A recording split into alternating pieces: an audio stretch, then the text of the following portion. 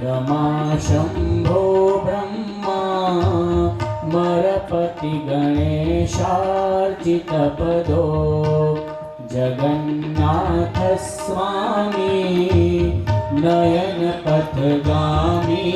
भवतु मे। जगन्नाथ स्वामी नयनपथगामी भवतु मे।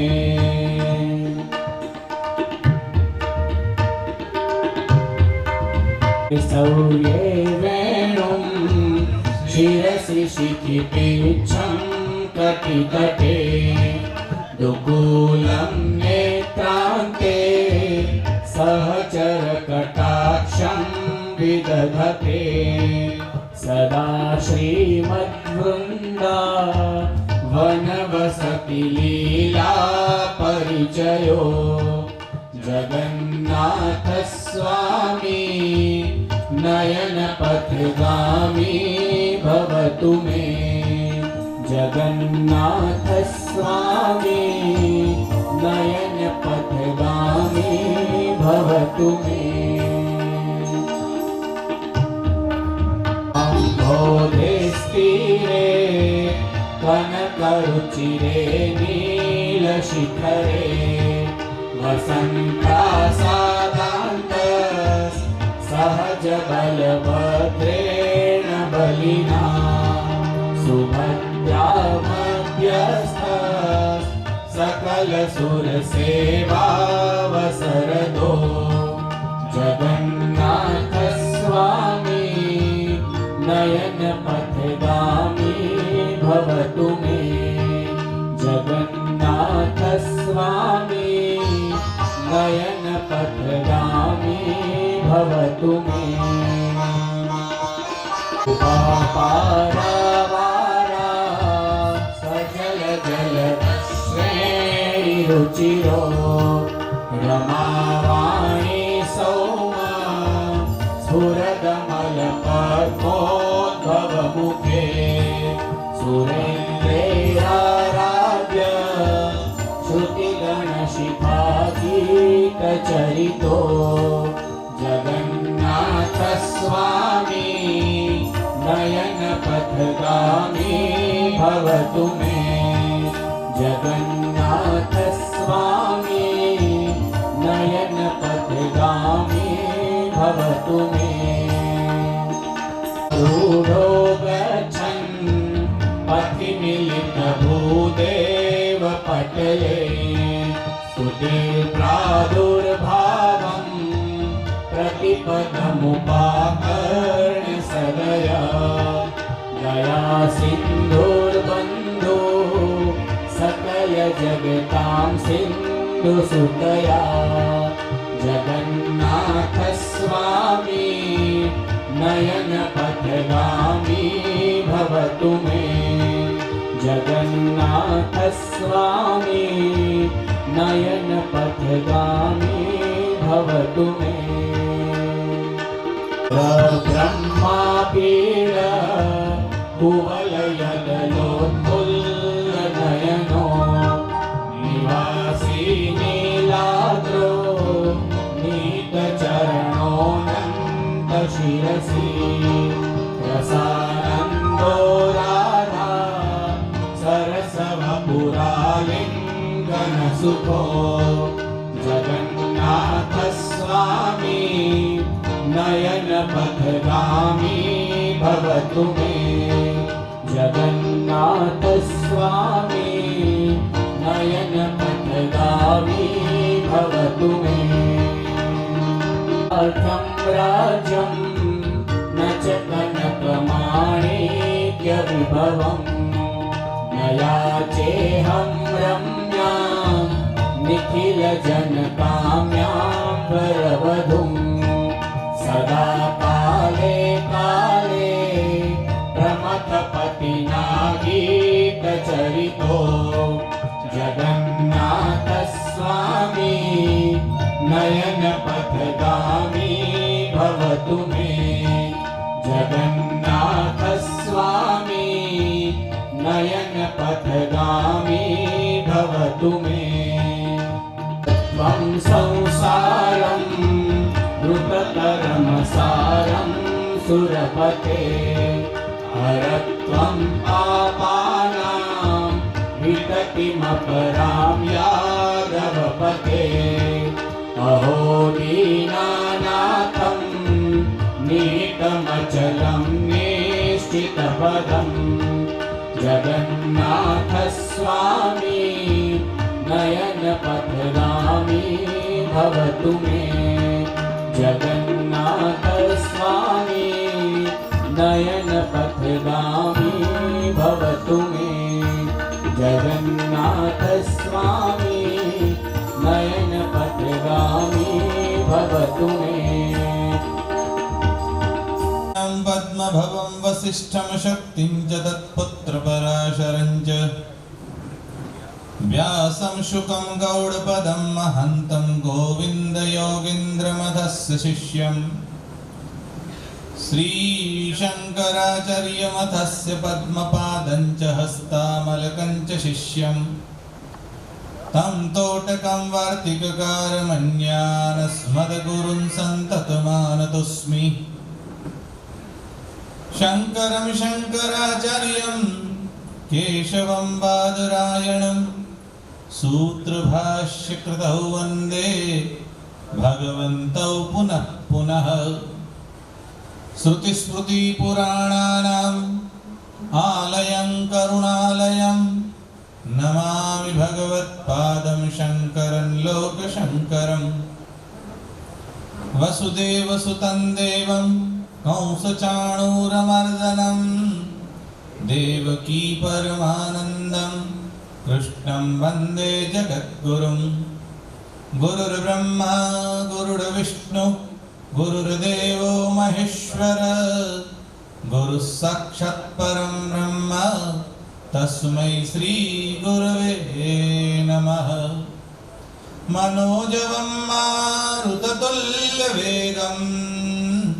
जितेन्द्रियं बुद्धिमतां वरिष्ठं वातात्मजं वानरयूथमुख्यं श्रीरामदूतं शरणं प्रपद्ये नमोऽस्तु ते व्यासविशालबुद्धे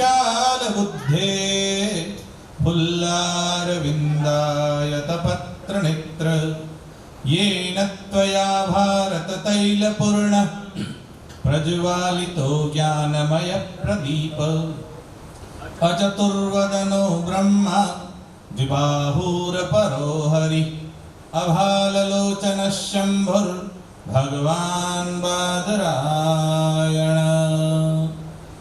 सच्चिदानंद भगवान की जगन्नाथ महाप्रभु की जय सुभद्रा देवी की जय बलभद्र महाप्रभु की जय नमः पार्वती पदये हर हर महादेव हर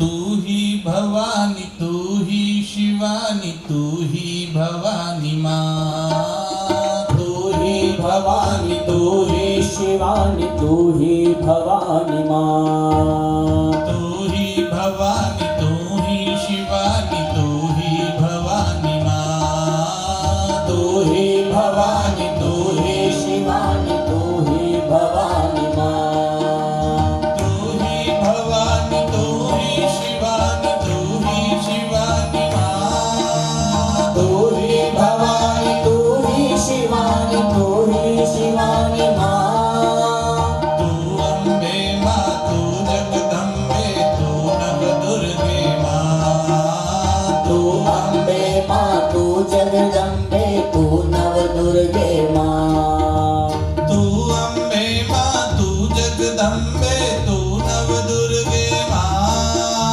तू अम्बे माँ तू जगदम्बे तू नवदुर्गे माँ तू ही भवानी तू ही शिवानी तू जगदम्बे माँ तू ही भवानी तू ही शिवानी तू जगदम्बे माँ तू ही भवानी तू ही शिवानी तू नवदुर्गे माँ तू ही भवानी तू ही शिवानी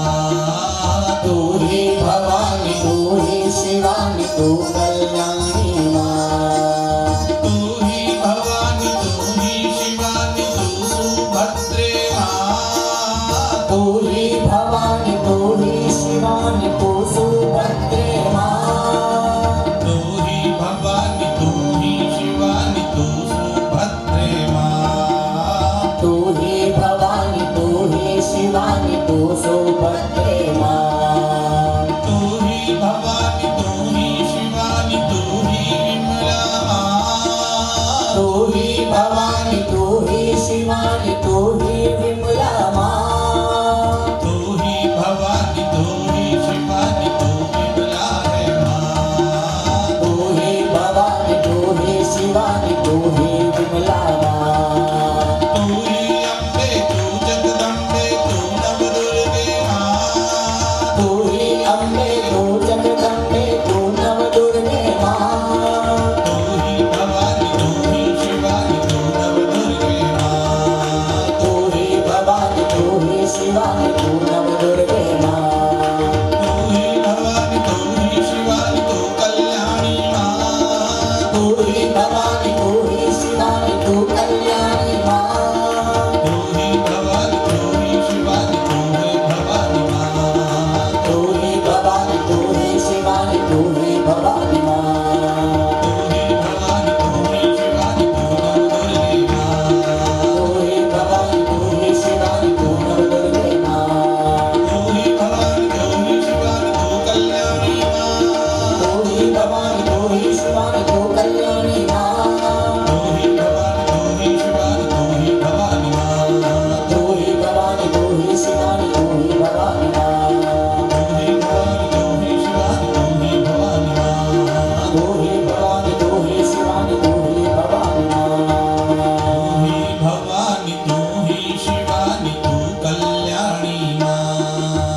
तू ही भवानी तू ही शिवानी तू कल्याणी मां। तू ही भवानी तू ही शिवानी तू नवदुर्गे मां। तू ही भवानी तू ही शिवानी तू नवदुर्गे मां। तू ही भवानी तू ही शिवानी तू ही विमला मां। तू ही भवानी तू ही शिवानी तू ही विमला बोली मां। जगदम्बे मां देवी। जय जगन्नाथ महाप्रभु की नमः। पार्वती पदये हर हर महादेव हर। महाम्भोधस्तीरे कनकरुचिरे नीलशिखरे वसन् प्रासादान्तः सहज बलभद्रेण बलिना सुभद्रा मध्यस्थः सकल सुरसेवावसरदो जगन्नाथ स्वामी नयन पथगामी भवतु मे। भगवान शंकराचार्य इस जगन्नाथाष्टकम स्तोत्र के अगले 2 श्लोकों में केवल जगन्नाथ जी मूल में वृंदावन के ही कन्हैया है इसका परिचय देते थे। अब तीसरे श्लोक में वो पुरी में पहुंचे हैं। हमने अगले 2 श्लोकों का विचार किया तो उन्होंने कालिंदी का उल्लेख किया। भगवान श्री कृष्ण है इसकी प्रतीति करवाई, वृंदावन की बात कही, गोपी की बात कही। यह सब बातें उल्लिखित करके भगवान शंकराचार्य ने हमारे मन में यह दृढ़ किया कि भगवान श्री कृष्ण ही जगन्नाथ है। और अब वो जगन्नाथ में पुरी की बात करते हैं। 2 श्लोकों में पुरी का उल्लेख नहीं किया, तीसरे श्लोक में पुरी की बात करते हैं। महाम्भोधिस्तीरे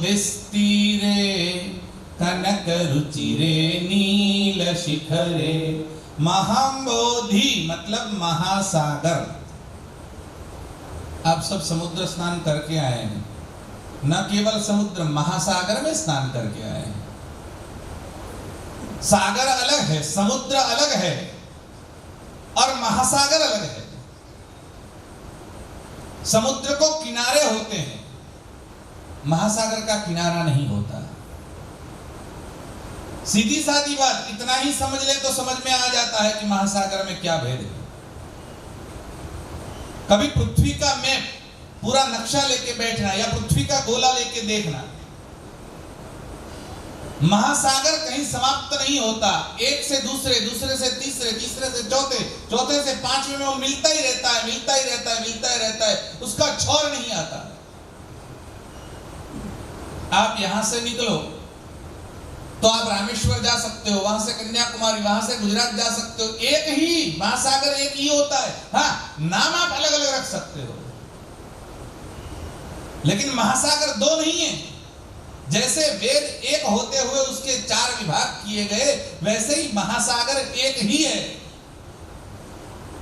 पूरे ब्रह्मांड में नहीं, लेकिन पूरी पृथ्वी में आप देखें अगर, तो आपको पता चल जाएगा महासागर को किनारे नहीं होते, सागर को किनारे होते हैं, समंदर को किनारे होते हैं, सरोवर के किनारे होते हैं, महासागर का किनारा नहीं होता। और महासागर का वर्ण भी आप जरा देखिए, जो जो चीजें अनंत होती है उसका वर्ण नील होता है, वो नीले रंग का होता है। आप आकाश को देखिए, आकाश अनंत है, उसका कोई अंत नहीं है, और इसलिए आकाश का वर्ण नीला है। आकाश कोई धाबू भरेलू नहीं हो भाई के ऊपर कोई छत भरेली है એટલે છત તમે આવા કલર કરી રાખ્યા છે તો એ દેખાય છે। મુસલમાનો, ક્રિશ્ચનો અને આપણા ત્યાં બ્રહ્માકુમારી વાળાઓ આ ત્રણ લોકો એવું માને છે કે ખુદા 7મા આસમાનમાં રહે છે, ગોડ 7th હેવનમાં રહે છે, અને આ લોકો કહે છે કે ભગવાન એટલે શિવ 7મા આસમાનમાં રહે છે। આ બ્રહ્માકુમારી વાળા પેલામાંથી ચોરીને લઈ આવ્યા છે। 7 आसमान मतलब क्या? जैसे 7 मंजिला कोई आप मकान हो तो पहली मंजिल, दूसरी मंजिल, तीसरी मंजिल, फिर 7वीं मंजिल आए और वहां पर खुदा रहता है। तो यहां क्या करता है खुदा? लोगों को यह समझ ही नहीं आती। हम तो मानते हैं, मानते ही नहीं, हम तो साबित करते हैं कि अणु अणु में भगवान है। ऐसा कोई अणु है ही नहीं ब्रह्मांड में जिसमें परमात्मा व्याप्त न हो। ईश्वर सर्वव्याप्त है, ऐसी कोई जगह है ही नहीं जहां परमात्मा व्याप्त न हो। अरे परमात्मा व्याप्त न हो ऐसा तो इसलिए बोलते हैं कि लोग समझ सकें, वस्तुतः पूरा ब्रह्मांड ईश्वर के अंदर रहता है। ज्ञानी और भक्त, ज्ञानी जब बैठता है और साधना करते करते वहां तक पहुंच जाता है, ज्ञान में वो उपार्जन कर लेता है कि केवल मैं बचता है। अहम ब्रह्मास्मि, मैं ही ब्रह्म हूं, ब्रह्म और मुझ में कोई फर्क है ही नहीं, मेरे और ब्रह्म के बीच में कोई है ही नहीं। अरे मेरे और ब्रह्म के बीच में नहीं, मैं ही ब्रह्म हूं, मैं ही ब्रह्म हूं, ब्रह्म ही मैं हूं। अयम आत्म ब्रह्म, ये ज्ञानी की पहचान है। मतलब कोई रास्ते चलता हुआ अहंकारी आदमी कहने लगे मैं भगवान हूं, मैं भगवान, उसकी बात नहीं कर रहे हैं। ये तो जब प्रतीति होती जाए, ज्ञान मार्ग में ऊपरी अवस्था पर पहुंच जाए, तब वो कह सकता है मैं ब्रह्म हूं।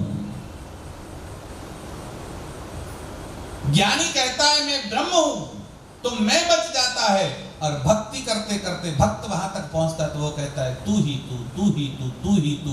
वहां मैं नहीं रहता, मैं का विसर्जन हो जाता है, केवल तू बचता है। ज्ञानी में मैं बचता है, भक्त में तू बचता है, और ज्ञानी न हो और भक्त नहीं हो तो फिर मैं में तू होती रहती है। फिर न मैं बचता है न तू बचता है। ये महासागर अनंत है, जिसका कोई अंत नहीं है। आकाश अनंत है, इसीलिए भगवान का वर्ण कैसा है? श्याम वर्ण है, क्योंकि भगवान भी तो अनंत है। आप जगन्नाथ जी के दर्शन करने के लिए गए होंगे, आपने तीनों प्रतिमाओं को देखा है। भगवान की प्रतिमा श्याम वर्ण है, जगन्नाथ जी श्याम वर्ण है, कन्हैया श्याम वर्ण है। अरे भगवान रामचंद्र जी श्याम वर्ण के हैं, लखन जी गौर है, बलभद्र जी गौर है, भगवान शंकर गौर है, लेकिन विष्णु श्याम है। एक ही जगह पर भगवान विष्णु गौर है ऐसा वर्णन आया है सत्यनारायण की कथा में। शुक्ल वर्ण चतुर्हस्त, सत्यनारायण की कथा करते हैं लोगों को पता है। वो क्यों आया, कैसे आया, वो अलग बात है। क्योंकि भगवान का वर्ण हर एक कल्प में बदलता जाता है। भगवान कभी श्वेत वर्ण थे, कभी पीत वर्ण थे, अभी श्याम वर्ण है। भगवान का श्याम वर्ण है। सुभद्रा जी का सुवर्ण जैसा पीला वर्ण है। आपको वर्ण देखकर प्रतिमाओं की पता चल जाएगी। जैसे जैसे आगे प्रसंग आता जाएगा तो हम आपको बताएंगे भी। आचार्य शंकर लिखते हैं, महाम्भोधिस्तीरे कनक रुचिरे नील शिखरे। कहां पर जगन्नाथ जी विराजमान है? महाम्भोधिस्तीरे, महासागर के पास। तीर तो हमारी समझ के लिए है क्योंकि वो किनारा है, इसलिए वस्तु तो महासागर तट से विहीन है, लेकिन महासागर के पास में जहां पर उपखंड है भूमि का, वहां पर जगन्नाथ जी विराजमान है। महाम्भोधिस्तीरे, और ये महासागर है। देखिए, ये जो संसार है उसको भी संतों ने दो ही उपमाएं दी है। एक तो भवसागर और एक भवाटवी। ये संसार भी सागर जैसा है। जैसे सागर को पार करना हो, तैरना हो तो मुश्किल है, संभव नहीं। आप नदी को पार कर सकते हैं, सरोवर को पार कर सकते हैं, महासागर को पार नहीं कर सकते। वैसे ये संसार भवसागर है, इसलिए भवसागर को भी तैरना बहुत मुश्किल है। और दूसरी उपमा दी है भवाटवी। अटवी कहते हैं जंगल को। गुजराती में कहिए तो जेमा अटवाई जवाय एनु नाम अटवी। एमा तमे निकलो અને અટવાઈ જાઓ એનું નામ અટવી એટલે જંગલ। ये भवाटवी वही भवसागर है, और भवसागर से अगर पार होना है तो किसके पास जाना पड़ेगा? वही जगन्नाथ के समर्पण में जाकर उसके चरणों की शरण ग्रहण करनी पड़ेगी, तभी हम भवसागर से पार हो सकते हैं।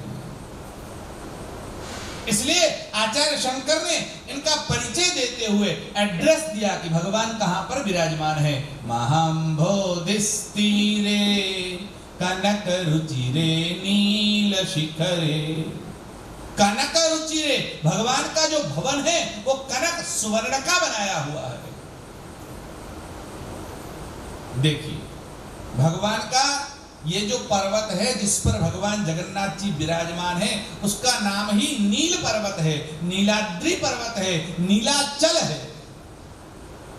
भगवान की मूर्ति नील मणिमय से बनी है, इसलिए उसका नाम भी नील माधव है। वही नील माधव युगांतर में, कलयुग में जगन्नाथ के रूप में काष्ठ की प्रतिमा के रूप में विराजमान हुए। भगवान यहां प्रकट हुए, और न केवल प्रकट हुए, जिस दिन प्रकट हुए वो आज का दिन है, अर्थात ज्येष्ठ शुक्ला पूर्णिमा के दिन भगवान प्रकट हुए। और इसीलिए आगे की जो पंक्ति आई उसमें क्या लिखा है? वसन प्रासादंतस सहज बल भद्रेण बलिना। इसमें सहज शब्द आया है। सहज बल भद्रेण बलिना। सहज शब्द का क्या अर्थ है? આપણે ગુજરાતીમાં કહીએ છીએ કે સહજ વસ્તુ છે એટલે સરળ વસ્તુ છે, સામાન્ય વસ્તુ છે, સાદા એવા અર્થમાં નથી। सहज, ज शब्द का अर्थ है जन्म लेना। सहज, जो एक साथ पैदा होते हैं, एक साथ जन्म लेते हैं, उसे कहते हैं सहज। जरा देखिए, बलराम जी तो भगवान के अग्रज हैं, सहज नहीं। बलभद्र जी का प्रागट्य पहले हुआ है और बाद में श्री कृष्ण का हुआ है। वो तो उनके बड़े भाई हैं, दाऊ जी हैं। तो क्या है? वो तो अग्रज है, सहज नहीं है। न वो अग्रज है न अनुज है, तो सहज कहां से हो गए? वस्तुतः कथाओं में तो आपने हर जगह पढ़ा है कि भगवान बलभद्र जी भगवान श्री कृष्ण के अग्रज है। तो यहाँ सहज क्यों कहा? इसलिए कि ज्येष्ठ शुक्ला पूर्णिमा को जिस दिन ये प्रतिमाएं बनाई गई और एक साथ प्रकट हुई चारों प्रतिमाएं, तो एक साथ जगन्नाथ जी का प्रागट्य हुआ है, इसलिए तीनों सहज है। इनका जन्म पुरी में एक साथ हुआ है। भले ही गोकुल में, मथुरा में, वृंदावन में आप बड़े हो, छोटे हो सकते हो, लेकिन यहाँ आए तो वसन प्रासादंतस सहज बल भद्रेण बलिना। भगवान का भवन कनक का है। कनक शब्द का एक अर्थ तो सुवर्ण है। सोना आप सब बहुत पहनते हैं और सब लोगों को बहुत प्रिय भी है। सुवर्ण से प्रीति बहुत रहती है, उसमें भी महिलाओं को ज्यादा अधिक उससे प्रेम होता है। और क्यों ना हो, सोने से सोना बना ही भगवान ने, ऐसा है तो सोने से प्रेम होना कोई गलत बात भी तो नहीं है। लेकिन सुवर्ण में कली का वास है। आपने भागवत की कथा पढ़ी होगी, उसमें यह बात आई है कि परीक्षित ने कलयुग को जहां जहां रहने के लिए निवास स्थान दिए तो उसमें कहा द्यूतम पानम स्त्रियम सूना, तुम सुवर्ण में जाके रह सकते हो। तो इसका मतलब क्या यह निकाला जाए कि भगवान का जो मकान है वो सोने का है तो भगवान में कलयुग का प्रवेश हो जाएगा? ऐसा हो सकता है? देखिए, कलयुग किसके ऊपर चढ़ सकता है? नौकर कभी मालिक के सिर पर नहीं बैठ सकता। वो चाहे कलयुग हो, चाहे सतयुग हो, चाहे द्वापर युग हो और चाहे त्रेता युग हो, सभी भगवान की शरण ग्रहण करते हैं और परमात्मा उनको जो आदेश देते हैं वैसा करते हैं। इसलिए वो भगवान के ऊपर सवारी नहीं कर सकते। कलयुग हमको तो, मतलब हम जैसे मनुष्यों को, पामर जीवों को तो परेशान कर सकता है, परमात्मा में कलयुग का प्रवेश नहीं हो सकता। પછી આપણે બધા ભેગા થઈને ભગવાનને એવું કે ભગવાન તારામાં કળિયુગ ઘૂસી ગયો, કેમ કે આપણું કામ ના થાય એટલે આપણને એવું લાગે ભગવાનમાં કળિયુગ ઘૂસી ગયો। અને લોકોને એવું જ હોય છે મારું કામ થાય, ભગવાન મારું સાંભળે, બધાને એમ થાય પૈસા આવે એટલે કે ભગવાનની કૃપા થઈ ગઈ, ઠાકોરજીની કૃપા થઈ ગઈ। તમે કોઈ પણ ગ્રંથ ઉપાડો, ભલે ભાગવતજી હોય, વિષ્ણુ પુરાણ હોય કે ગમે તે પુરાણ હોય, મને એવું બતાડો કે ભગવાનની ભક્તિનું ફળ પૈસો છે, એવું ક્યાં આવ્યું? भक्तिનું ફળ પૈસો હોઈ શકતું નથી। प्रारब्ध से पैसा मिल सकता है, कर्मों से पैसा मिल सकता है, धन मिल सकता है। पूर्व जन्म के कर्म से आपको इस जन्म में जन्मते ही, जन्म लेते ही मुंह में सोने की चम्मच मिल सकती है। लेकिन भक्ति के परिणाम स्वरूप भक्ति से परमात्मा प्राप्त हो सकता है, भक्ति से ज्ञान प्राप्त हो सकता है, भक्ति से मुक्ति मिल सकती है, लेकिन भक्ति से पैसा मिल जाए ऐसा है ही नहीं। उल्टा तो हो सकता है कि जो भक्त होता है वो परेशान ज्यादा होता है, भगवान उसकी परीक्षा करते हैं। पास में पैसे न हो, दर दर की ठोकरें खाता हो, खाने पीने को न मिले। आपने नरसिंह मेहता को देखा है, चरित्र आप सबको पता है, तुकाराम का चरित्र आप सबको पता है, आप सब इन संतों का चरित्र देखते रहिए। न खाने को था न पीने, सुदामा की स्थिति क्या थी? भक्ति का फल कभी पैसा नहीं हो सकता है। इसलिए ऐसा मत सोचिए कि आपके पास पैसा आ जाए तो भक्ति से आ जाएगा, ऐसा संभव नहीं है। और भगवान प्रसन्न हो तो पैसे की अपेक्षा मत रखिए। कलयुग के जीवों की बात अलग है, वो क्या मांग ले वो कह नहीं सकते। एक ડોશીમાં તો બહુ ભગવાનની ભક્તિ કરે, ભગવાનની ભક્તિ કરે અને ભક્તિ કરતા કરતા આખી જિંદગી વીતી ગઈ। ઘરમાં સંતાન નહીં, લગભગ 50 થી 60 વર્ષની વચ્ચેની એમની ઉંમર અને ભગવાન પ્રગટ થયા। બિચારાને ઘરમાં ખાવાનું સુદ્ધા નહીં। ભગવાને કહ્યું માતાજી શું જોઈએ છે માંગો, તમે જે કહો એ તમને આપી દઈશ, પણ એવું કે જે કહો એટલે એક જ વરદાન માંગવાનું, બીજું વરદાન નહીં માંગવું। ડોશીમાએ કીધું 2 મિનિટ વિચારવાનો સમય તો આપશો ને? તો કે હા, એમાં વાંધો નહીં। ડોશીમાએ થોડુંક વિચારીને ભગવાનને કીધું પ્રભુ, મારી એવી ઈચ્છા છે કે મારે ત્યાં સોનાના બંગલામાં 7મા માળે મારા પ્રપૌત્રની વહુ હોય, એને હું એકદમ ગાયના દૂધનો રવાયો લઈ અને વલણું કરતી જોઉં। એક તો મારો પ્રપૌત્ર થાય એટલે 3 પેઢીઓ તો જોઈ લેવાની, ઉંમર તો થઈ ગઈ, 4થી પેઢી પોતાની। સોનાનો બંગલો, એમાં 7મો માળ એટલે ધન બધું જ આવી ગયું। અને ગમ્મર વલણું કરતી જોઉં, એનો મતલબ કે ઘરમાં પશુ બધા જ આવી ગયા એટલે બધું જ થઈ જાય।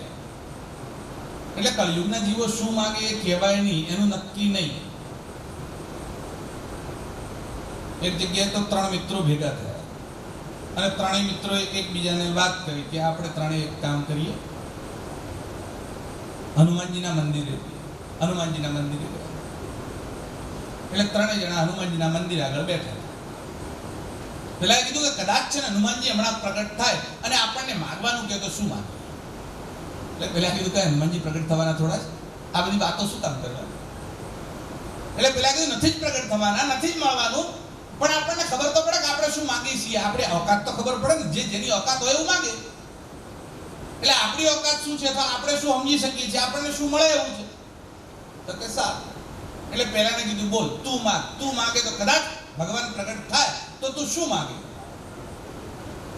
તો કે હું ભગવાનને એવું કહું મને 100 કરોડ બળદ આપો, અને 100 કરોડ બળદના જે શિંગડા છે એના ઉપર શિંગડાની જગ્યાએ સાગના વૃક્ષ ઉગાડો, અને એના ઉપર જેટલા પત્તા હોય એ પત્તાની જગ્યાએ 2000 ની નોટો લટકાડી દે. એક તો 100 કરોડ બળદ, એના 200 કરોડ શિંગડા, અને એના જેટલા પત્તા જેટલી 2000 ની નોટો. એટલે બીજાને કીધું તું માગે તો શું માગે? પેલો કે તે કઈ બાકી રાખ્યું હોય તું માંગુ ને, તે બધું માગી લીધું, કઈ બાકી નથી રહ્યું, આખા ભારતની કરન્સી તે લઈ લીધું. તો પેલા કીધું મને ક્યાં મળી ગયું છે? તને મને મળ્યું નથી, તને કેમ આવે? માગ તો ખરા, તું શું માગે એમ. એટલે પેલા કીધું કદાચ જો મને પ્રગટ થઈને હનુમાનજી એમ કે તો હું એમ કહું કે આ જે છે આ બધા સાગના વૃક્ષ તૈયાર છે, નોટો તૈયાર છે, આ નોટોના બંડલ બનાવી દો. આ જે સાગના લાકડા છે બધાને વેરી પેટીઓ બનાવી એની અંદર આ બંડલો ભરીને ચાવીઓ મને આપી દો. મારે બીજું કાંઈ જોઈતું નથી, ત્યાં બાકી બધું તૈયાર કરેલું જ છે. મારે એની પેટીઓ બનાવીને રૂપિયા બનાવીને અંદરથી તાળી ચાવીઓ લઈ દે.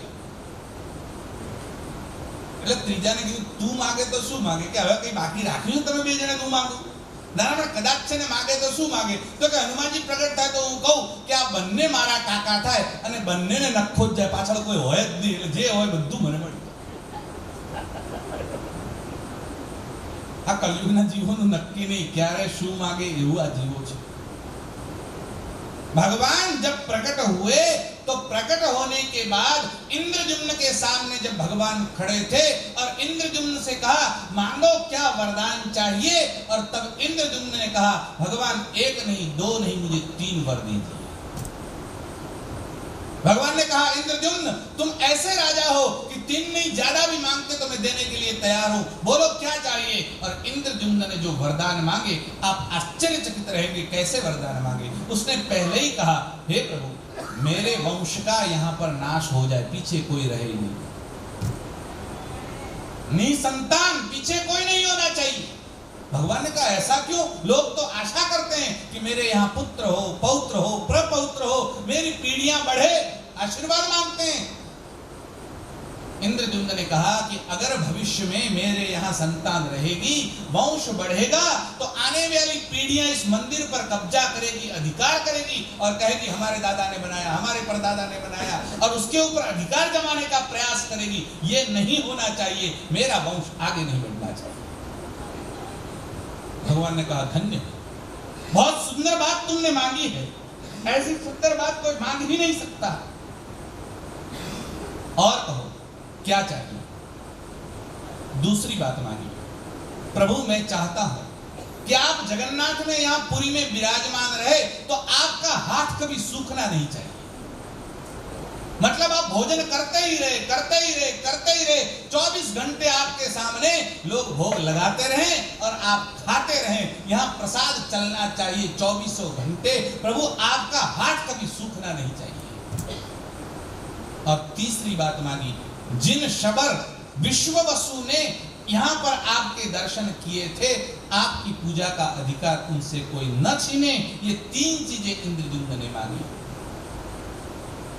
भगवान ने कहा बहुत सुंदर, जो तुम्हारी इच्छा है वो पूर्ति होगी.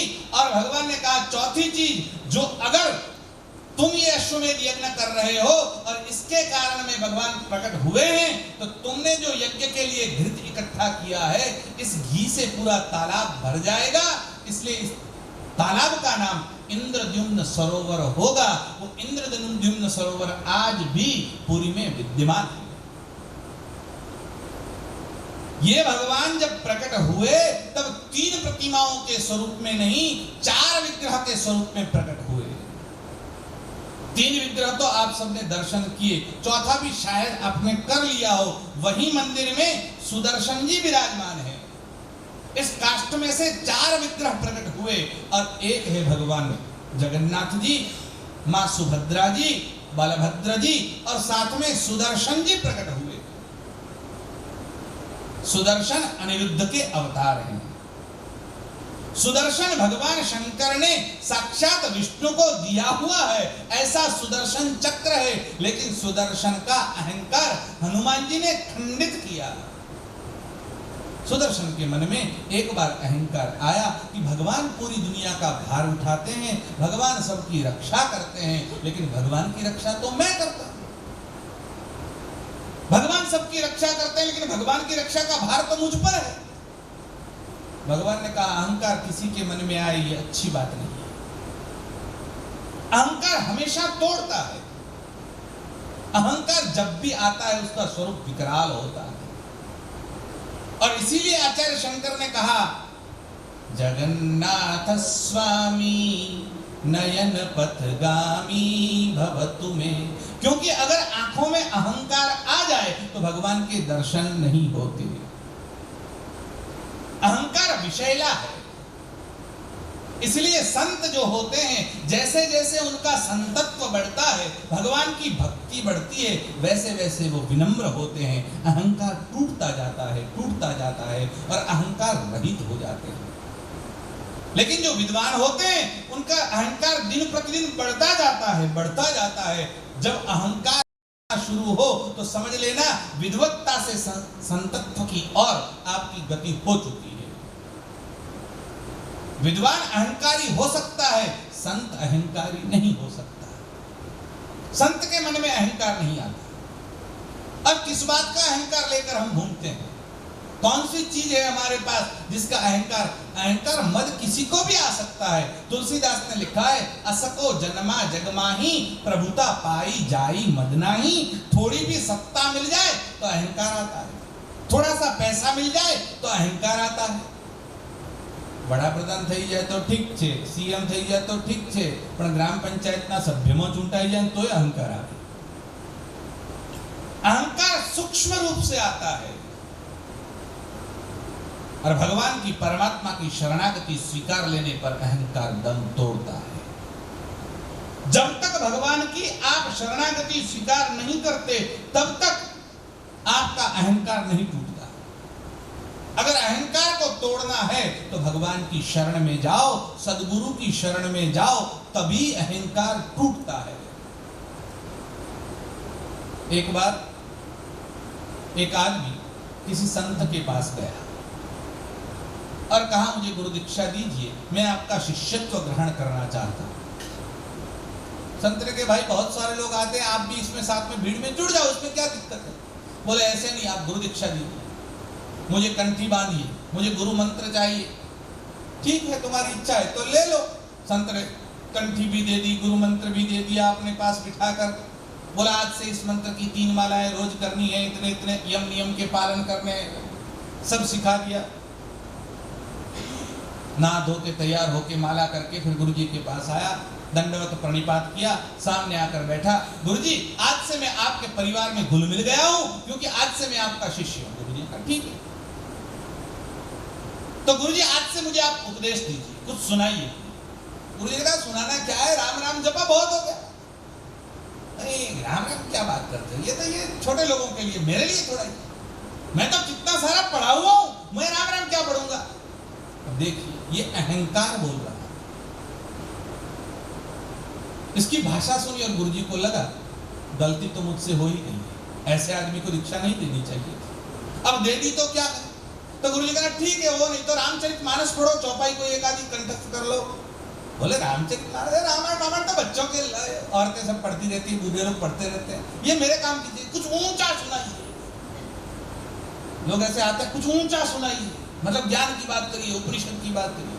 गुरुजी ने कहा इसमें ऊंचा नहीं, इससे भी ऊंचा सुनाइए। गुरुजी ने कहा तो फिर गीता सुनाए। हाँ ये ठीक है, थोड़ा बहुत चल जाएगा। मतलब अभी भी थोड़ा बहुत। अच्छा, तो गुरुजी ने कहा गीता तो कल से सुनाएंगे तुमको, आज गीता का महात्म्य सुना देते हैं। हाँ बोले ठीक है। अब एक चित्त लगाकर गुरुजी के सामने बैठ गया और गुरुजी ने गीता सुनाना, मतलब गीता का महात्म्य सुनाना शुरू कर दिया। और गुरुजी ने कहा सर्वोपनिषदो गावो दुग्धा गोपाल नंदन पार्थो वत्स सुधीर भोक्ता दुग्धम गीतामृतम महत्। ये जो सारी उपनिषदें हैं वो सब एक स्वरूप में गायें हैं, उसको दोहने वाले भगवान श्री कृष्ण है और उसका जो अमृत है वही उपनिषद रूपी वेदांत है। और ऐसे ही जैसे जैसे भगवान ने बोला वैसे वैसे वो सब गुरुजी समझाते गए 1 घंटे तक। और वो एक चित्त से ऐसे सिर हिला हिलाकर सुन रहा। 1 घंटा पूरा हुआ। गुरुजी ने कहा भाई अब तो बहुत हो गया। बोले हाँ ठीक है, सब समझ में आ गया। अरे गुरुजी मुझे और समझ में ना, क्या बात कर। नहीं ऐसी बात नहीं है, लेकिन कोई समझ में ना आया हो, कोई प्रति प्रश्न हो, कोई मन में शंका रहेगी तो जरा पूछो। शंका और मुझे, अरे यार तू कौन सी खेत की मूली, शंका और मुझे कहाँ से हो सकती है, लेकिन अब आपने कह दिया है तो पूछ ही लेता। जैसे कोई उपकार कर रहा। गुरुजी ने कहा बड़ी भूल हो गई तुमसे, बोलो क्या पूछना है। गुरुजी एक जरा थोड़ा बता दीजिए, बाकी सब तो समझ में आ गया, एक बात समझ में नहीं। बोले क्या। वो आपने बताया सर्वोपनिषदो गावो दो गधा गोपाल, उसमें 2 गधा कौन से थे। गुरुजी ने अपना सर पीटा जोर से। गुरुजी ने कहा 2 गधा कौन से थे, एक तो मैं और दूसरा तू, और कोई है ही नहीं।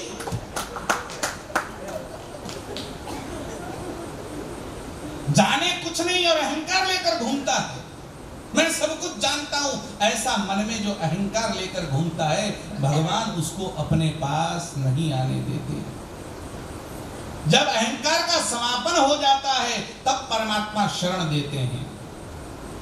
केवल तर्क से परमात्मा को नापा नहीं जा सकता। और लोगों का लॉजिक तो बहुत पावरफुल है, तर्क तो कहीं भी पहुंच जाता। इसलिए पंडित जी सदैव कहते थे कि श्रुति मतो तर्को अनुसंधीयताम, केवल तर्क से काम नहीं चलेगा, श्रुति को सम्मत हो ऐसा ही तर्क देना चाहिए। जो वेद को मान्य नहीं है वो तर्क भी नहीं चलेगा, कुतर्क के लिए नहीं है। एक कोर्ट में एक वकील साहेब એમના ત્યાં જુનિયર રાખ્યો, એટલે સિનિયર અને જુનિયર 2 જણા વચ્ચે શરત થઈ। હિનાબેન છે એટલે હાજર, એટલે બંને જણની વચ્ચે શરત થઈ કે તમે જો મને સારી વકીલાત શીખવાડો તો મારે તમને 1 લાખ રૂપિયા ફી આપવા। કરાર થયો, એગ્રીમેન્ટ થયું। વકીલાત શીખવા માટે રહ્યો, 2 વર્ષ સુધી શીખ્યો, હવે તૈયાર થઈ ગયો એટલે એના જે સિનિયર હતા એને ફી માંગી, મેં તને વકીલાત શીખવાડી, હવે તારે મને 1 લાખ રૂપિયા આપવાના થાય। પેલા કીધું વાત તમારી સાચી પણ હું નહીં આપું। नहीं आपू એટલે શું, આમને આમ નહીં આપું, કોર્ટમાં કેસ કરો, લઈ લો મારી પાસે। સિનિયરે કોર્ટમાં કેસ કર્યો, બંને જણા સામસામે કોર્ટમાં ગયા, દલીલો ચાલી, 1 તારીખ 2 તારીખ 4 તારીખ ફાઇનલ દલીલ ઉપર પહોંચ્યું। આર્ગ્યુમેન્ટમાં જુનિયર વકીલ ઊભો થયો અને એણે કીધું જજ સાહેબ એમણે જે કેસ કર્યો છે કે મારે એમને ફી આપવી જોઈએ, એમની વાત એક રીતે યોગ્ય હશે, પણ એમની વાત એવી છે કે જો એ મારી પાસેથી જીતે તો ફી લેવાના અધિકારી થાય, પણ હારી જાય તો મારે ફી આપવાની ના થાય। તો બિલકુલ, જો એ હારી જાય તો મારે ફી આપવાની છે જ નહીં, એટલે જીતી જાઉં હું તો હું ફી આપવાનો નથી, પણ હું હારી જાઉં તો એટલા માટે મને વકીલાત બરાબર ન શીખવાડી એટલે હારી ગયો।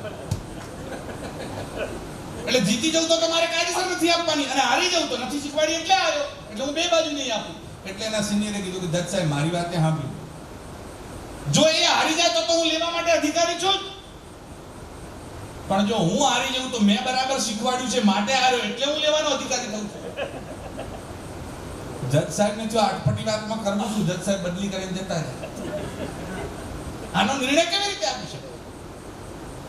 लोग तर्क से काम लेते हैं, केवल तर्क नहीं चलता। जब भक्ति के मार्ग में चलते हैं तो तर्क से काम नहीं चलेगा। एक विद्यार्थी पढ़ने के लिए गया और पढ़ने के बाद जब घर आया माँ ने बहुत प्रेम से उसकी आरती उतारी, घर में ले आई। माँ ने कहा बेटा बहुत दिनों से तू पढ़ने के लिए गया था, आज 5 साल के बाद तेरा मुंह देख रही हूँ, बैठ मैं थोड़ी आरती उतार लूं, थोड़ा नाश्ता करवा लूं, ये अल्पाहार कर ले। माँ घर में गई, लड्डू ले आई और लड्डू बना के तैयार रखे थे, एक प्लेट में 2 लड्डू रखे और कहा बेटा पहले ये नाश्ता कर ले, तू बहुत दूर से आया है, भूखा होगा। बेटा ने कहा माँ मैं पढ़ के आया हूं, पहले परीक्षा दूंगा बाद में खाऊंगा। माँ ने कहा परीक्षा क्या लेनी है, तू पढ़ के आया है, मेरा बेटा है, बाकी सब छोड़, अभी खाना खा। बेटे ने कहा नहीं, मैं क्या पढ़ के आया हूं वो मैं साबित करूंगा और साबित करने के बाद बताऊंगा। माँ ने कहा ये सब छोड़, पहले खा ले। बोले नहीं, पहले जो मैं कहता हूं वो होगा। माँ ने कहा ठीक है, बोल क्या कहना है। बोले ये तुमने प्लेट में रखे वो कितने लड्डू है। माँ ने कहा 2। बेटे ने कहा नहीं 3। अरे माँ ने कहा 2 दिख रहे हैं तो साबित करके दिखाओ। अब माँ ने कहा मैं क्या साबित करूं। बोले साबित करके दिखाओ कि 2। तो माँ ने एक लड्डू उठाया और रखा, बोले ये 1। बोले हाँ ठीक। और माँ ने दूसरा लड्डू उठाया, बोले ये 2। उसने कहा 1 और 2 हो गए 3। अरे माँ ने कहा लेकिन 2 है, नहीं 3 है। फिर से उठा, ये 1 और ये 2, 1 और 2, अब 3 ही होते। अब माँ बेचारी 1 बार 2 बार 4 बार 5 बार अब थक गई। अब उसका बाप बैठे बैठे देख रहा था। उसके बाप ने कहा तू गलत है। उसकी माँ से कहा कि तू गलत है, मेरा बेटा सही है, वो जो पढ़ के आया है और वो जो दिखा रहा है वो बिल्कुल है, और मुझे तो बिल्कुल दिख रहा है, लाडू 2 नहीं है 3 है। उसकी माँ ने कहा आप भी क्या बात कर रहे हो, 2 लड्डू मैंने रखे हैं और आप कह रहे हो 3 है। बोले हाँ 3 है बिल्कुल। बेटा इसमें से 1 लड्डू मुझे दे दे, 1 तेरी माँ को दे दे और तीसरा तू खा ले। अब 3 ही है तो 3 लोगों को खाना है। हर चीज को तर्क से नहीं नापा जाता। अहंकारी तर्क करता है, अहंकारी शरण ग्रहण नहीं कर सकता। हाँ तर्क आवश्यक है लेकिन कुतर्क से काम नहीं चलेगा। परमात्मा कुतर्क से नहीं मिलते। परमात्मा को प्राप्त करना है तो सब कुछ छोड़ के केवल परमात्मा के हो जाओ, कोई बाकी न बचे। मैं और परमात्मा, तीसरा कोई बीच में नहीं है। और ऐसी भक्ति करते करते करते करते उस स्टेज पर पहुंचेंगे कि फिर न मैं रहेगा न केवल परमात्मा बचेगा, बाकी कुछ बचेगा ही नहीं। और उसी का नाम है जगन्नाथ स्वामी नयन पथगामी भवतु में। एक भजन करते हैं और बाकी आगे की कथा का अनुसंधान करते हैं। बोलिए जगन्नाथ स्वामी की।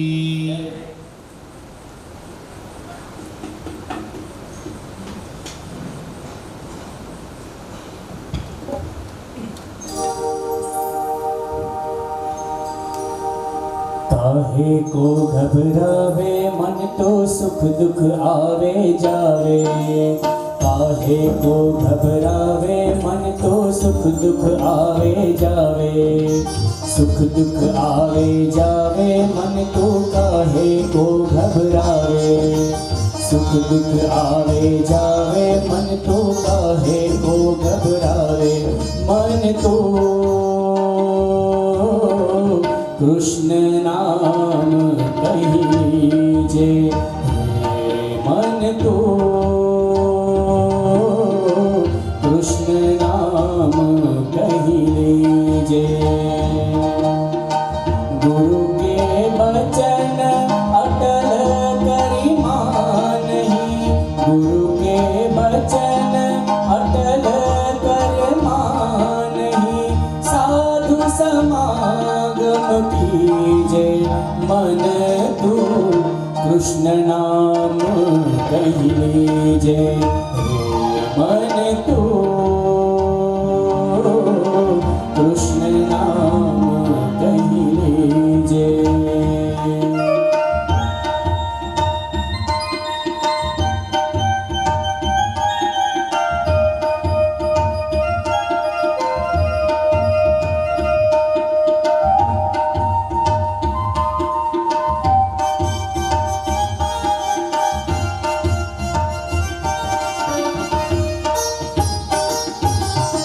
पढ़िए सुनिए भक्ति भाव भागवत और कथा कहीं कीजे।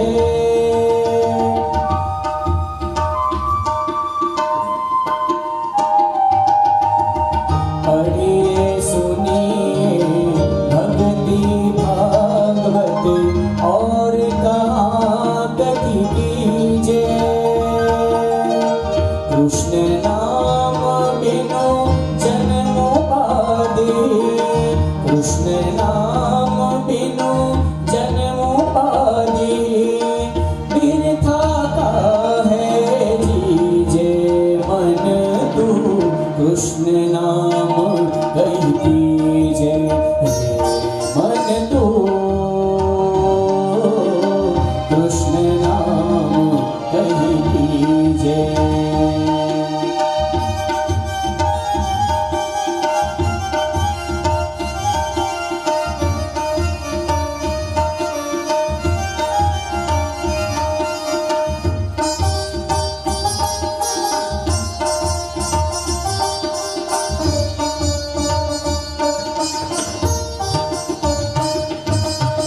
कृष्ण नाम रस बहियो जात है, तृषावंत हले पीजे।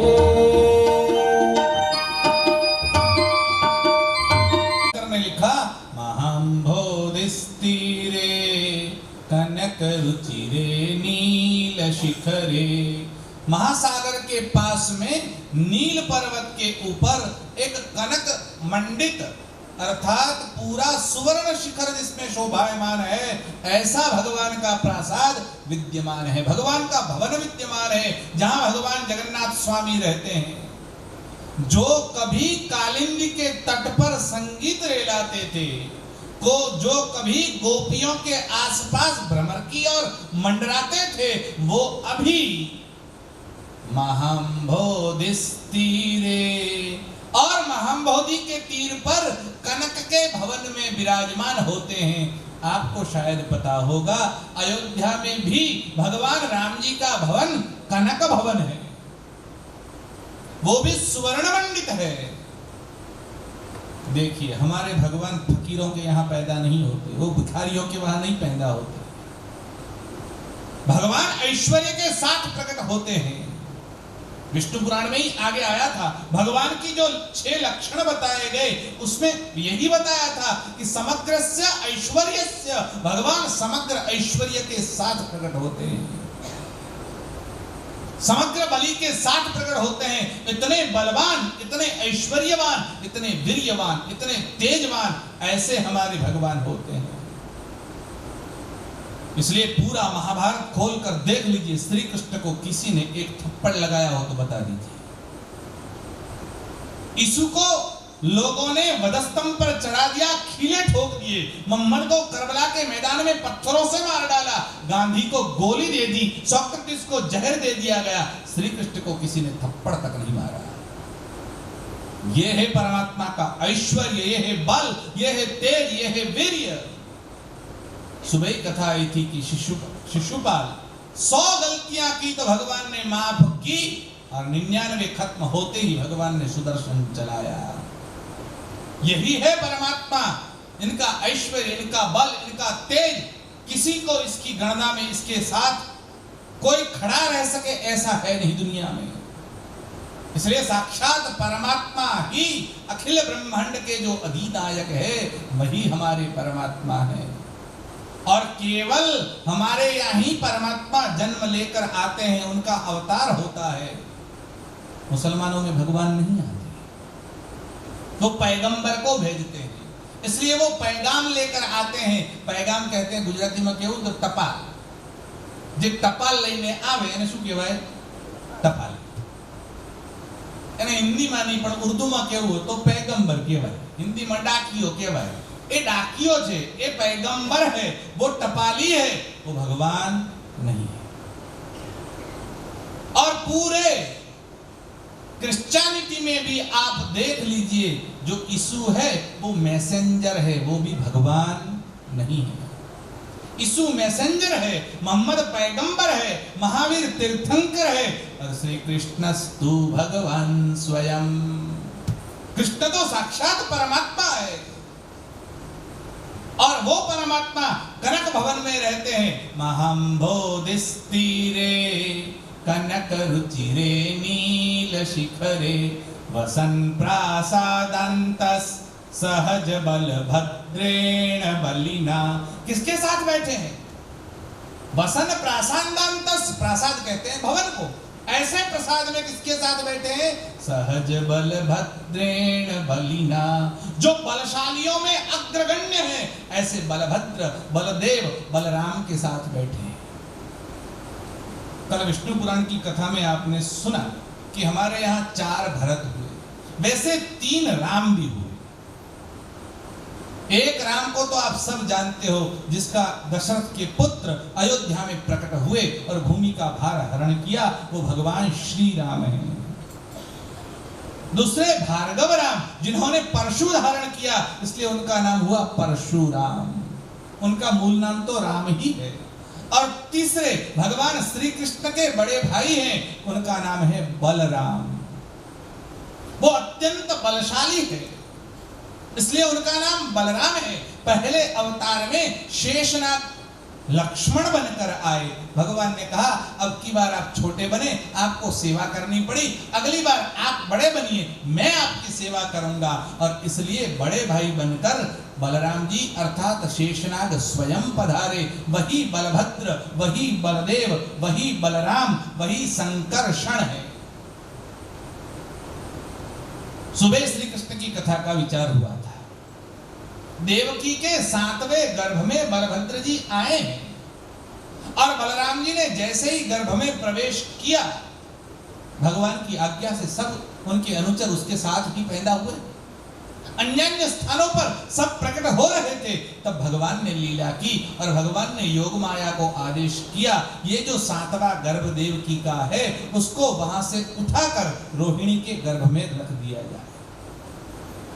रोहिणी वसुदेव की दूसरी पत्नी है, इसलिए श्री कृष्ण और बलराम सगे भाई हैं। दोनों के पिता एक है, माता भिन्न भिन्न है।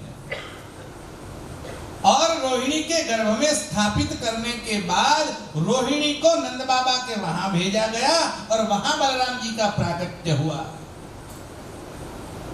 हमारे यहाँ अवतारों की गणना में कुछ लोग भगवान विष्णु को अंशी मानते हैं और श्री कृष्ण को अंश मानते हैं, लेकिन कुछ लोग श्री कृष्ण को ही अंशी मानते हैं, वो लोग बलराम को अंश मानते हैं। और श्री कृष्ण और बलराम तो बलराम को भी भगवान का अवतार मानते हैं। जैसे नर नारायण का अवतार है, वैसे राम बलराम का अवतार है। वैसे लक्ष्मण भरत शत्रुघ्न आदि भी 4 भाइयों को एक अवतार में गिना जाता है। अभी उसकी चर्चा में नहीं जाएंगे, हम तो ये बता रहे हैं कि बलराम जी श्री कृष्ण के अग्रज हैं, लेकिन यहाँ सहज है। और ये जो बलराम है अत्यंत बलशाली है। बलराम जी ने अपना पराक्रम दिखाया है। आप महाभारत और अन्य पुराणों में अगर पढ़ेंगे तो आपको पता चलेगा बलराम जी कितने बलशाली हैं। और वो सदैव हल और मुसल अपने साथ रखते हैं, उनका आयुध ही हल है। यहाँ भी जगन्नाथ जी में उसका जो आयुध पास में रखा गया है वो हल ही है। बलराम जी का आयुध हल है, वो हल लेकर ही घूमते हैं, लेकिन अत्यंत बलशाली है। इतने बल है उनके पास कि अगर वो चाहे तो पृथ्वी के टुकड़े कर दे, इतने बलशाली है। घटना आई है महाभारत में, जब भगवान श्री कृष्ण के पुत्र सांब का विवाह लक्ष्मणा से हुआ। ये लक्ष्मणा दुर्योधन की पुत्री है। सांब ने विचार किया मुझे लक्ष्मणा का हरण करना है। लक्ष्मणा को विवाह करने के लिए दुर्योधन और धृतराष्ट्र आदि ने हस्तिनापुर में पूरा समारंभ रखने का विचार किया। हमारे यहाँ जो क्षत्रिय कन्याएं हैं वो स्वयंवर में खुद वरमाला डालती है। यह स्वयंवर सबके लिए नहीं है, केवल क्षत्रियों के लिए है। और उसमें भी जो स्वयंवर में शर्त रखी जाती है वो वीर्य शुल्का होती है। वो शर्त का जो पालन करता है, जैसे द्रौपदी का स्वयंवर आपको पता है, अगर कोई मत्स्य का वेद करेगा तो ही द्रौपदी उसके साथ विवाह करेगी। तो ऐसे शर्त रखी जाती है और शर्त का जो पालन करता है उसके साथ विवाह होता है। आप ये मत समझिए स्वयंवर का मतलब हर एक को अधिकार मिल गया, बस घर से निकल पड़ो और भाग जाओ, इसका नाम स्वयंवर नहीं है। यहां भी जब लक्ष्मणा का स्वयंवर करने का विचार चल रहा था तब सांब वहां गया और सांब ने लक्ष्मणा का हरण किया और लक्ष्मणा को उठाकर ले आया। अब वो लक्ष्मणा को उठाकर भाग रहा था, तब लोग उसके पीछे पड़े और उसको मारने की कोशिश की। वो श्री कृष्ण का पुत्र था। अब वो भाग रहा था तो हस्तिनापुर में मीटिंग हुई और पितामह भीष्म ने मीटिंग ली और उस मीटिंग में पितामह भीष्म ने कहा कि उसको मारना नहीं है, उसने हमारी कन्या का हाथ पकड़ लिया है, मतलब उसका एक रूप से स्वीकार कर लिया है। और दूसरी बात, लक्ष्मणा ने भी उसका हाथ पकड़ा है, अर्थात अब लक्ष्मणा का स्वीकार और कोई राजा नहीं करेगा। अब ये कन्या उसकी हो चुकी है, इसलिए उसको मारना नहीं है, केवल ये साबित करना है कि ये उसके लायक है कि नहीं। तो करना क्या चाहिए? और पितामह भीष्म ने कमेटी बनाई 6 लोगों की और 6 महारथी योद्धाओं को इकट्ठा किया और कहा ये 6 लोग जाकर सांब के साथ युद्ध करें। और उसका कमांडर इन चीफ कर्ण को बनाया गया। कर्ण के नेतृत्व में 6 लोग गए, उसमें पितामह भीष्म भी साथ में गए और 6 ने सांब को घेरा और सांब लक्ष्मणा के साथ रथ में भाग रहा था, उसको घेर कर 6 ओर से उसके ऊपर बाणों की बौछार की गई। इतने बाण वर्षाए गए कि पूरा आकाश ढक दिया। उसको मारना नहीं था, ये पहली आज्ञा थी, इसलिए मारा नहीं गया और ऊपर से पूरा का पूरा उसको ढक दिया। लेकिन सांब भी कम नहीं था, सांब ने भी इतना युद्ध कुशलता से किया कि 6 जो रथ थे, 6 रथों के 4-4 घोड़े, 24 घोड़ों को उसने मार दिया। 6 के चक्र तोड़ दिए और 6 रथियों को, उनके जो सारथी थे उनको भी मारना। सामने भयंकर युद्ध किया और युद्ध के बाद इनकी व्यूह रचना के कारण सांब परास्त हुआ और सांब को बांध कर ले आए। अब सांब को जब बांध कर हस्तिनापुर ले जाया गया तो नारद जी ने यह सूचना भगवान श्री कृष्ण को दी और श्री कृष्ण को समाचार मिला तो श्री कृष्ण ने आपातकालीन मीटिंग बुलाई और सबको इकट्ठा करके कहा क्या किया जाए। बलराम जी ने कहा आप चिंता मत करो, मैं जाता हूं। और बलराम जी निकले और बलराम जी वहां पर पहुंचे और नगर से बाहर बलराम जी रुके और उन्होंने संदेश भिजवाया कि बलराम जी आए। और जैसे ही सूचना मिली कि बलराम आए तो धृतराष्ट्र और दुर्योधन बलराम जी की पूजा करने के लिए आए, क्योंकि बलराम जी से कांपते थे। बलराम जी की पूजा की, आरती उतारी, बलराम जी का स्वागत किया, आप आए हमारे धन्य भाग, आइए घर आइए, पधारिए, भोजन करिए, बाकी कोई बात नहीं निकाली, सब कुछ आरती उतार के फिर चलने लगे। बलराम ने कहा नहीं नहीं बैठो। बोले क्या है? मैं आपसे वार्ता करने के लिए आया हूं, मैं कोई यात्रा में निकला और आपके घर आ गया बीच में, ऐसा नहीं है। मैं यहाँ मौज मजा मस्ती करने, आपका खाना खाने नहीं आया, फिर मैं सांब को लेने ले आया हूं और न केवल सांब को, साथ में लक्ष्मणा को भी ले जाऊंगा। इन्होंने कहा यह संभव नहीं है, क्या समझते हो आप? और दुर्योधन बोलने लगा यादवों को कब से अधिकार मिल गया शासन करने का? ये तो हमारी कृपा के कारण तुमको छत्र और चामर मिले हैं। ये चामर के अधिकारी तुम नहीं हो, छत्र के अधिकारी तुम नहीं हो, सिंहासन के अधिकारी तुम नहीं हो, यादवों को राज करने का अधिकार नहीं है। ये तो हम तुम्हारे ऊपर कृपा करते हैं, इसलिए तुमको ये मिल गया। बलराम जी सुनकर बलराम जी की आंखें एकदम बड़ी हो गई, रक्त वर्ण हो गई और बलराम जी बोलने लगे क्या बकता है ये? लेकिन तब तो कुछ बोले नहीं, उनको जाने दिया। बलराम ने कहा उनको घर पहुंचने। अभी वो पहुंचे ही थे तो बलराम ने अपना मूसल और हल उठाया और हल उठा के पूरी जो हस्तिनापुर थी उसकी परिक्रमा की और उसके आसपास में पूरी खाई निकाल दी और हस्तिनापुर को खींचकर गंगा में डालने के लिए निकल पड़े। पूरा हस्तिनापुर अपने हल से खींचकर जब जाने लगे तो पूरा हस्तिनापुर की जो जनता थी वो कांपने लगी। जब प्रजा कांपने लगी तब पितामह भीष्म को पता चला। पितामह भीष्म पहुंचे धृतराष्ट्र के पास और पितामह भीष्म ने कहा परीक्षा हो गई, जिस वर के पास ये लक्ष्मणा गई थी, ये कुल के जो बड़े भाई हैं वो बलराम जी इतने शक्तिशाली हैं कि पूरी हस्तिनापुर को वो गंगा में बहा देंगे और आप सब मारे जाओगे। अच्छा है कि उनसे समाधान कर लो। और धृतराष्ट्र और दुर्योधन आए, समाधान किया और लक्ष्मणा का हाथ सांब के हाथ में सौंपा। ऐसा जिनका पराक्रम है, ऐसे बलशाली है बलराम। बलराम साधारण नहीं है। भगवान श्री कृष्ण उनकी सेवा करते हैं, वो बात अलग है। जब गईये चराने के लिए जाते थे गोकुल में, वृंदावन में, तो बलराम जी थक जाते, बलराम जी विश्राम करते और भगवान श्री कृष्ण उनकी पाद सेवा करते थे। ये बलराम जी साधारण नहीं, और श्री कृष्ण हमेशा बलराम के साथ रहे। अरे बलराम जी भी श्री कृष्ण का अनुसरण करते थे, उनको पूछे बिना काम नहीं करते थे, लेकिन कभी कभी मतभेद उनके बीच में भी हो जाता था। जब महाभारत का युद्ध हुआ तो महाभारत के युद्ध में दोनों तरफ से लड़ने वाले हमारे संबंधी हैं, क्योंकि दुर्योधन श्री कृष्ण के पुत्र का ससुर है, लक्ष्मणा का पिता है।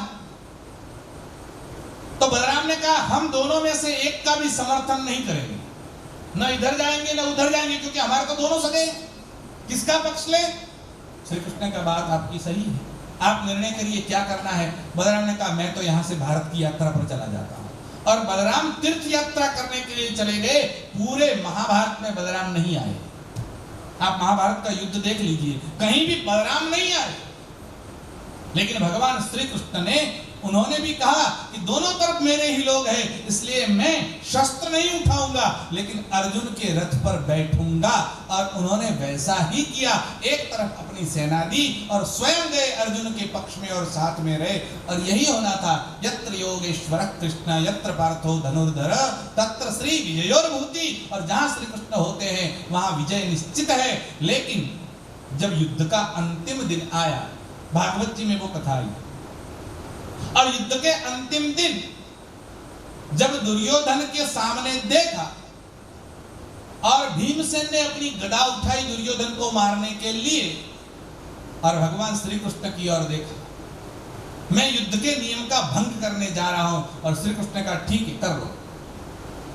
और श्री कृष्ण ने आदेश दिया तो भीमसेन ने गदा उठाई, युद्ध के नियमों को तोड़कर दुर्योधन की जंघा पर उन्होंने गदा मारी। भगनोर दंडे, उनका उरुदंड जो था उसको तोड़ डाला। और दुर्योधन की जब जंघा टूट गई, देखिए युद्ध में कहां मारना है, कहां नहीं मारना है, कैसे लड़ना है, रात में लड़ना, दिन, सब नियम बनाए जाते हैं। यहां तो उन्होंने युद्ध के नियमों का भंग किया और दुर्योधन को मारा। और दुर्योधन की जब जंघा टूट गई, उसी समय बलराम का प्रवेश हुआ। और तब बलराम जी ने कहा यह क्या किया तुमने? युद्ध करते हो या खिलवाड़ कर रहे हो? युद्ध के नियमों का भंग कर रहे हो, खुद नियम बनाते हो और खुद तोड़ते हो, और श्री कृष्ण तुम इनका साथ दे रहे हो। ऐसा नहीं करना चाहिए, ये धर्म के विरुद्ध है, मैं अधर्म का साथ नहीं दे सकता। और बलराम दुर्योधन में पक्ष में लड़ने के लिए तैयार होने वाले थे कि तुमने, भीमसेन ने धर्म का विरुद्ध किया है, क्योंकि तुमने, भीमसेन ने दुर्योधन को नियमों के विरुद्ध मारा है। और जब बलराम चिढ़ने लगे तब श्री कृष्ण पास में गए और सामने जाकर खड़े रहे। और श्री कृष्ण ने कहा बड़े भैया, आप कहते हो कि ये धर्म का उल्लंघन है, मैं आपसे पूछता हूं कि जब कौरवों ने पांडवों के साथ छल करके उनको लाक्षागृह में जलाया गया, तदा कदा धर्म कतो गतः, उस समय आपका धर्म कहां चला गया था? आज आप धर्म की दुहाई दे रहे हो, तो उस टाइम जब लाक्षागृह में इनको जलाया जा रहा था, तदा धर्म कतो गतः, उस टाइम आपका धर्म कहां चला गया था? जब भीमसेन को पानी में डाल दिया गया विष देकर, उस टाइम आपका धर्म कहां चला गया था? और द्रौपदी को रजस्वला स्थिति में सभा के मध्य लाकर विवस्त्र करने की कोशिश की गई, तदा धर्म कुतो गतः, उस समय आपका धर्म कहां चला गया था? इन्होंने सबने इकट्ठे होकर अभिमन्यु को मार डाला, और तब आपका धर्म कहां चला गया था? तब तो आप धर्म की दुहाई देने के लिए नहीं आए, और आज दुर्योधन को एक जंघा तोड़ डाली तो आप धर्म की बात करने के लिए आए हो। और आमने सामने आ गए श्री कृष्ण और बलराम, और बलराम को लगा कि हम दूसरों की लड़ाई घर में डाल रहे हैं, लड़ने वाले दूसरे थे और लड़ाई घर में आ जाएगी। और बलराम ने कहा ठीक है, अब इनको जो करना है करने दो, मैं जाता हूं। बलराम चले गए। और बलराम की स्थिति यह थी कि दोनों की तरफ से एक भी तरफ न जाए, इसलिए वो यात्रा में गए। ઘરમાં બે વહુઓ હોય અને લડતી હોય તો સાસુ બેને લડતા માકી અને સીધા મંદિર જતા રહે એટલે ઝંઝટ જ નહીં, જેમ લડવું એમ લડે. बलराम एक कही, बलराम जी साधारण नहीं है, भगवान श्री कृष्ण के अग्रज है ये बलराम. वसन प्रासादंतस सहज बल भद्रेण बलिना. बलराम जी का जो विवाह हुआ वो किसके साथ हुआ? रेवती के साथ. ये रेवती कौन है? रेवत नरेश की पुत्री है. ये रेवत नरेश कौन है? वो जो द्वारका बाद में बनी, उससे पहले जिन्होंने इस नगरी को बसाया वो रेवत महाराजा है. और वो रेवत पर्वत जिसके नाम से है वो रेवत महाराजा है. और रेवत महाराजा की जो ये कन्या थी वो बड़ी बलशाली थी और लंबी भी थी, चौड़ी भी थी, इतनी मोटी भी थी, इतनी सुंदर भी थी. अब इसके साथ विवाह किसका किया जाए, किसके साथ इसकी शादी करवाई जाए, तो पूरे भारत में परिक्रमा करके रेवत महाराजा ने कितने कितने लोग उम्मीदवार हो सकते हैं उसकी लिस्ट बनाई थी कि इतने लोग हैं, उसमें से एक को पसंद करके इसका विवाह किया जाए. लेकिन जहां जाते या तो रेवती मना कर देती या तो वो सामने वाले मना कर देते, लेकिन कहीं ना कहीं उसका जोड़ा बैठ नहीं रहा था. अब क्या किया जाए? तो रेवत महाराजा वहां से निकले और गए ब्रह्मा जी के पास पूछने के लिए कि रेवती की शादी किससे की जाए. वो ब्रह्मलोक में गए. अब ब्रह्मा जी कोई काम में बैठे थे. ब्रह्मा जी ने कहा थोड़ी देर बैठो, मैं आ रहा हूँ. वो बैठे. बाद में ब्रह्मा जी आए, बातचीत हुई, किस लिए आए हो? बोले मैं कन्या को साथ में लेकर आया हूँ, आप इसका भाग्य देखिए, आप बताइए इसका विवाह किसके साथ करूं. रेवती को देखा और ब्रह्मा जी ने कहा अब तुम जिसकी लिस्ट लेकर आए हो कि किसमें शादी करूं, ये जो लिस्ट है तुमको यहाँ आने में जो समय हुआ और ब्रह्मलोक का समय हमारे यहाँ 5 मिनट होती है, तब तुम्हारे यहाँ तो 5 युग चले जाते हैं. तो अब जो तुम लिस्ट लेकर आए उसमें से तो कोई बचा नहीं है, वो तो सब राम नाम सत्य हो गए. तो क्या किया जाए? बोले अभी मैं जो देख रहा हूं तुरंत यहां से जाओ, मैं तुम्हें वायु वेग से भेजता हूं और अभी जाओ और भगवान श्री कृष्ण के अग्रज जो बलराम हैं उनके साथ इसका विवाह करो. बलराम जी के साथ विवाह करने का आदेश किया. ब्रह्मा जी के कहने से रेवती को लेकर वो आए और सीधे बलराम के पास गए और बलराम जी से कहा आप इसके साथ विवाह करिए, ऐसी ब्रह्मा जी की आज्ञा है. अब बलराम जी ने देखा रेवती तो बहुत बड़ी लंबी थी. बलराम जी ने कहा इसके साथ विवाह करना है, लेकिन ब्रह्मा जी की आज्ञा है तो करना तो है ही. उन्होंने क्या किया? अपना मूसल लिया, अपना हाथ उसके रेवती के ऊपर रखा और मूसल से उसको मार के छोटी कर दिया और फिर उसके साथ शादी की. और बलराम जी करे अलग बात, वो नहीं आप प्रयोग कर આપણને એમ કે મોટી છે તો રંધો માર દઈએ તો ના ચાલે હો. बलराम जी ने विवाह किया. खैर अभी उस बातों में नहीं जाते, मैं तो ये बता रहा हूं बलराम जी कौन है. वसन प्रासादंतस सहज बल भद्रेण बलिना सुभद्रा मध्यस्थस. अब पूरी में कौन है? भगवान कैसे बैठे हैं, विराजमान है? तो बीच में सुभद्रा जी विराजमान है. सुभद्रा मध्यस्थस सकल सुर सेवा वसरदो. ये तीनों जगन्नाथपुरी में बैठकर सकल सुर सेवा वसरदो. देखो पहले श्लोक में कहा था रमा शंभु ब्रह्मा मरपति गणेशार्चित पदो. सबके नाम गिनाए थे. रमा शंभु ब्रह्मा सुरपति मतलब इंद्र, गणेश, ये सब सेवा करते हैं. लेकिन अब क्या कहा? एक एक का नाम नहीं गिनाया. सकल सुर सेवा बसर दो. जितने भी देवता है उनको जो अपनी सेवा की तक अवसर प्रदान करते हैं, ऐसे जो जगन्नाथ हैं, जगन्नाथ स्वामी नयन पथगामी भवतु में. जगन्नाथ स्वामी नयन पथगामी भवतु में. ऐसे जो जगन्नाथ हैं जो देवताओं को सेवा का अवसर प्रदान करते हैं, देवता भी जिनकी चरण रज लेने के लिए लालायित रहते हैं. हमने कल आपको बताया था कि ब्रज की रज सामान्य नहीं है. अभी थोड़े वर्षों के पूर्व की बात है. एक संत दक्षिण भारत से आए थे. वहां ब्रज में वृंदावन में एक आश्रम में रुके हुए थे. उनकी इच्छा थी ब्रज की परिक्रमा करें और वो परिक्रमा करने के लिए सुबह निकले. अब निकले तो कुछ लेके तो निकले नहीं थे, केवल झोला लेकर निकल पड़े थे. वो चल रहे थे और वो जा रहे थे अब उनको दोपहर का समय हुआ और भूख ज्यादा लगी थी। अब भूख लगी और उन्होंने सोचा खाना यहाँ तो कहाँ मिलेगा, जंगल है पूरा, कुछ है तो नहीं, यहाँ तो कुछ खाने का मिलेगा नहीं, लेकिन भूख कड़ाके की लगी है, क्या किया जाए। अब सोच ही रहे थे कि सामने से एक स्त्री आ रही थी, ग्वालिन थी, सिर पे एक कंडा रखा हुआ था और वो सिर के ऊपर उठा के लेके आ रही थी। अब वो सामने से आ रही थी, वो सामने से जा रहे थे और उस ग्वालिन ने आवाज लगाई, बाबा भूख लगी है। बाबा ने कहा इसको कैसे पता चला कि मुझे भूख लगी, ये कौन है, साक्षात राधा माई आई है क्या। हाँ मैया भूख तो लगी। अच्छा ठीक है चलो इस छाया में आ जाओ। अब छाया में ले गई, माथे से टोप लो पड़ लो तो नीचे और वो नीचे उतार कर पास में बिठाकर उसने कहा बैठो बाबा मैं आपको भोजन देती हूँ।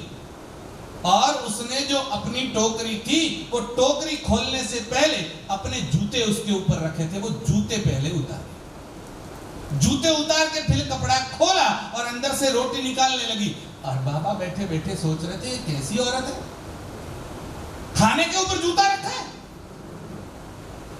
अब कैसे खाया जाए। उन्होंने कहा मैया तुमको पता है कि नहीं है, तुम किसको भोजन करवा रही हो, एक संत को भोजन दे रही हो और अपने भोजन के ऊपर जूता रखा है, जूते भोजन के ऊपर रखे जाते हैं, क्या तुमको मालूम है कि नहीं है। अब उस ग्वालिन ने कहा कहां से आया बाबा तू। बोले कहां से आया मतलब, तुमको ये पता है ये क्या कौन सी जगह है। बोले क्या है, बोले ये ब्रज है। बोले हाँ तो क्या, ब्रज की रज होती है ना, ये रज साधारण नहीं है, ये रज लेने के लिए देवता लोग लालायित रहते हैं। ब्रज की रज मिट्टी नहीं होती, धूल नहीं होती, और ब्रज की रज में जूते पहनकर नहीं चले जाते, इस जूते इसके ऊपर नहीं रखे जाते, इसलिए मैं टोकरी में रखती हूँ। और ये रज अगर मिल जाए भोजन में, ये तो देवता चाहते, तू क्या चाहता है। और संत के नयन चक्षु खुल गए और उन्होंने कहा धन्य धन्य हो, ये जो ब्रज की रज को अपने लिए सिर पर धारण करने के लिए लालायित रहते हैं देवता लोग, ऐसे जो देवता है सकल सुर सेवा अवसर दो, ऐसे सारे देवताओं को जो अवसर प्रदान करते हैं, ऐसे जगन्नाथ बलभद्र और सुभद्रा मैया। जगन्नाथ स्वामी नयन पथगामी भवतु में। आज मुझे लगता है 11 बज गए हैं, तो ज्यादा न करते हुए कल के आगे का श्लोक का विचार करेंगे। आज यहीं पर विराम देते हैं। अशोक भाई छूचा है कि नहीं? हाँ, કેટલા લોકો ગયા છે એવું જરા એ લોકોને પૂછી લો કે ભોજનની સૂચના। હા ભાઈ વિડિયો બંધ કરી દો। હા, કેટલા લોકો ગયા છે એની લિસ્ટ પેલા લોકો નામ। ભવં ભવાની સહિतं નમામિ, મંગલં ભગવાન વિષ્ણુ, મંગલં ગરુડધ્વજ, મંગલં પુંડરીકાક્ષ, મંગલાય તનુ હરિ, सर्वमंगलमांगल्ये शिवे सर्वार्थ साधिके, शरण्ये त्र्यंबके गौरी नारायणी नमोस्तुते। जगन्नाथ भगवान की जय, सुभद्रा माता की जय, बलराम जी महाराज की जय, सद्गुरु